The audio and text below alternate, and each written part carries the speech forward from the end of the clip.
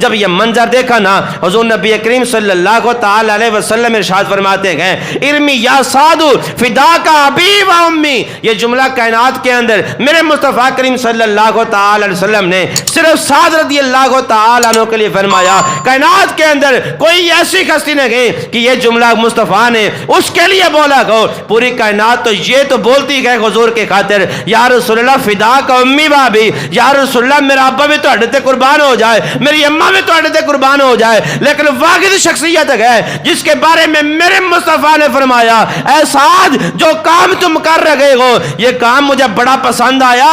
اے سعد میرے ماں باپ تجھ پر قربان ہو جائیں, میرے ماں باپ تجھ پر قربان ہو جائیں. پوری کائنات کہتی ہے یا رسول اللہ فداک امی و ابی, یا رسول اللہ میرے ماں باپ آپ پہ قربان ہو جائے. لیکن جو محبت غزوہ احد کے اندر میرے مصطفیٰ نے اگر سعد کی دیکھی نا, وہ محبت دیکھ کے میرے مصطفیٰ خود فرماتے ہیں, اور یہ خاصہ حضرت سعد کا ہے, فرماتے ہیں اے سعد ساری کائنات مجھے یہ کہتی ہے کہ اے محمد یا رسول اللہ صلی اللہ علیہ وسلم میرے ماں باپ آپ پر قربان ہو جائیں. لیکن سعد میں محمد یہ فرما رہا ہوں کہ میرے ماں باپ سعد آپ پر قربان ہو جائیں, آپ پر قربان ہو جائیں. ذرا سوچئے جس کے بارے میں مصطفیٰ یہ فرما رہے ہیں کہ اے سعد میرے ماں باپ آپ پر قربان ہو جائے, ذرا سوچئے مصطفیٰ کی بارگاہ میں, اللہ کی بارگاہ میں اس حضور کے صحابے کا کتنا مقام ہوگا.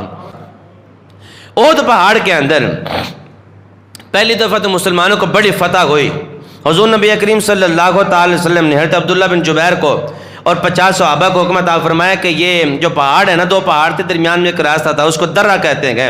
اے عبداللہ بن جبیر 50 صحابہ کو لے کر درے پر کھڑے ہو جاؤ, کیونکہ یہی راستہ ہے مشرکین مکہ کے آنے کا. جب یہاں پہ کھڑے ہو جاؤ گے نا, مشرکین مکہ ہماری طرف نہیں آ سکتے.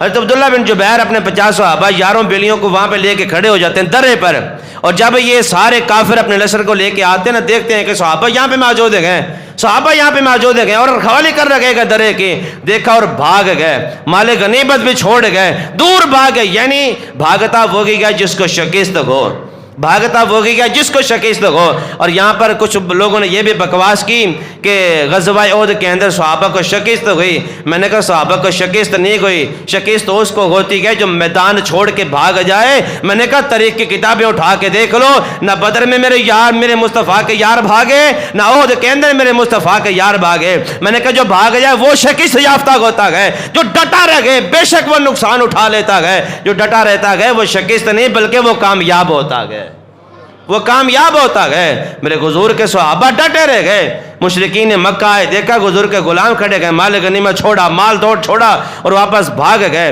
اور غلاموں کو جب پتہ چلا کہ یہ سارے بھاگے شکست کھا گئے, درے کو چھوڑا اور مال غنیمت کو اٹھانا شروع کر دیتے ہیں. ان کے ذہن میں یہ تھا کہ یہ ڈیوٹی ہماری اس وقت تک ہے جب تک یہ مشرکین مکہ ہمارے سامنے گئے. اب مشرکین مکہ بھاگ گئے, ہماری ڈیوٹی ختم, مال غنیمت اٹھاؤ. جب مال غنیمت کے اندر سارے صحابہ مشغول ہو گئے تو مشرکین مکہ نے دیکھا یہ سارے صحابہ مال غنیمت اٹھانے میں مشغول ہو گئے.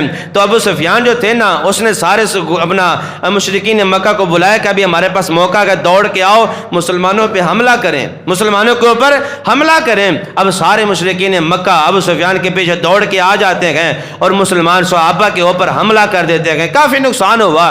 اور اسی غزوہ احد کے اندر حضور نبی کریم صلی اللہ تعالی وسلم کے دندان مبارک بھی شہید ہوئے, دندان مبارک بھی شہید ہوئے. اور شہید تو ہوئے, خون بھی نکلا. ذرا یہ سوچئے خون کا قطرہ زمین پہ بھی گرا کہ نہیں گرا, دانت ٹوٹے, دانت شہید ہوئے حضور کے, لیکن خون کا ایک قطرہ بھی زمین پر نہیں گرا. وہ خون گیا کہاں؟ تاریخ کی کتابیں بتاتی ہیں جتنے بھی خون کے قطرے گرے وہ سارے کے سارے مصطفیٰ کے غلاموں نے خون کے قطرے چوس لیے گئے, سارے کے سارے خون کے قطرے چوس لیے گئے. اگر خون کا قطرہ زمین پر چلا جاتا تو یہ سب کچھ یہ محفلیں سب کچھ نہ ہوتی, کیونکہ حضور صلی اللہ تعالی وسلم کا خون بڑا قیمتی ہے. تو صحابہ نے حضور کے خون کا ایک قطرہ بھی زمین پہ نہیں گرنے دیا, ایک قطرہ بھی زمین پہ نہیں گرنے دیا. ہاتھ لیے, منہ سامنے کر لیا, جو بھی قطرہ گرا اس کو پی گئے, اس کو پی گئے. اب ہوا کیا, شیطان بھی مشرکین مکہ کے ساتھ تھا. حضور نبی کریم صلی اللہ تعالی وسلم کے دندان مبارک شہید ہوئے تو حضور صلی اللہ تعالی وسلم ساتھ ایک گھڑا تھا. حضور اس گھڑے کے اندر حضور تشریف لے گئے. سبھی صحابہ سے اوجھل ہو گئے, سارے پریشان ہو گئے, اپنی اپنی پڑ گئی ہر کسی کو. حضور گھڑے میں تشریف لے گئے تو شیطان نے نا اعلان کیا کہ حضور معاذ اللہ ثم معاذ اللہ قتل ہو گئے, حضور کو شہید کر دیا گیا, قتل کر دیا گیا ہے. جب صحابہ نے یہ بات سنی, صحابہ کی تو اپنا جان تھی نا حضور کے جان میں, صحابہ تو حضور کا نام لے کر جیتے تھے. جب صحابہ نے یہ اعلان سنا کہ حضور معاذ اللہ, انہوں نے حضور کو معاذ اللہ شہید کر دیا ہے, قتل کر دیا ہے, تو بھگ دوڑ ہو گئے. صحابہ کرام بڑے پریشان ہو گئے, اپنی اپنی پڑ گئے, حضور کی فکر میں سارے رونے لگ گئے. جب حضور نے یہ منظر دیکھا نا, حضور نبی کریم صلی اللہ تعالی علیہ وسلم گھڑے سے اٹھے اور فرمایا غلامہ پریشان نہیں ہونا, میں محمد ابھی بھی حیات ہوں, میں محمد ابھی بھی حیات ہوں. جب حضور نبی کریم صلی اللہ تعالی وسلم گھڑے سے اٹھتے گئے اور صحابہ کو اپنا چہرہ دکھاتے گئے تو صحابہ کے اندر وہ جوش و جذبہ پھر واپس آ جاتا ہے اور ادھر سے مشرکین مکہ تیروں کی بھرمار شروع کر دیتے گئے, تیر پہ تیر آ رکھا گئے. حضور کے غلام گئے سعد, حضرت سعد رضی اللہ تعالی عنہ, جب تیر آنا شروع ہوئے نا, حضرت سعد رضی اللہ تعالی عنہ حضور کے سامنے کھڑے ہو گئے, حضور کے سامنے کھڑے ہو گئے. جتنے بھی تیر آئے کرتے ساتھ اس تیر کو پکڑ دو واپس کافروں کی طرف پھینک دیتے, مشرکین مکہ کی طرف پھینک دیتے.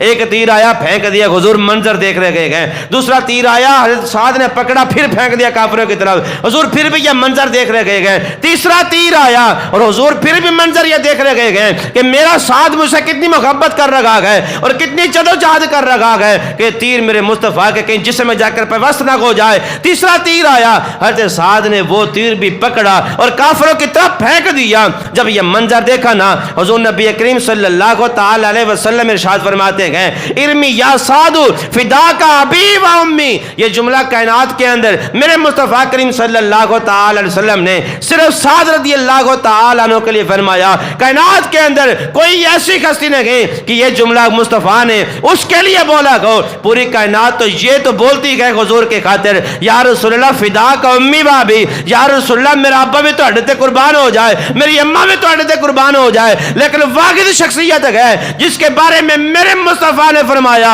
اے سعد جو کام تم کر رہے ہو یہ کام مجھے بڑا پسند آیا, اے سعد میرے ماں باپ تجھ پر قربان ہو جائیں, میرے ماں باپ تجھ پر قربان ہو جائیں. پوری کائنات کہتی ہے یا رسول اللہ فدا کا امی بابی, یا رسول اللہ میرے ماں باپ آپ پہ قربان ہو جائیں. لیکن جو محبت غزوہ احد کے اندر میرے مصطفیٰ نے حضرت سعد کی دیکھی نا, وہ محبت دیکھ کے میرے مصطفیٰ خود فرماتے ہیں اور یہ خاصہ حضرت سعد کا ہے, فرماتے ہیں اے سعد ساری کائنات مجھے یہ کہتی ہے کہ اے محمد یا رسول اللہ صلی اللہ علیہ وسلم میرے ماں باپ آپ پر قربان ہو جائیں. لیکن سعد میں محمد یہ فرما رہا ہوں کہ میرے ماں باپ سعد آپ پر قربان ہو جائیں, آپ پر قربان ہو جائیں. ذرا سوچئے جس کے بارے میں مصطفیٰ یہ فرما رہے ہیں کہ اے سعد میرے ماں باپ آپ پر قربان ہو جائیں, ذرا سوچئے مصطفیٰ کی بارگاہ میں, اللہ کی بارگاہ میں اس حضور کے صحابے کا کتنا مقام ہوگا.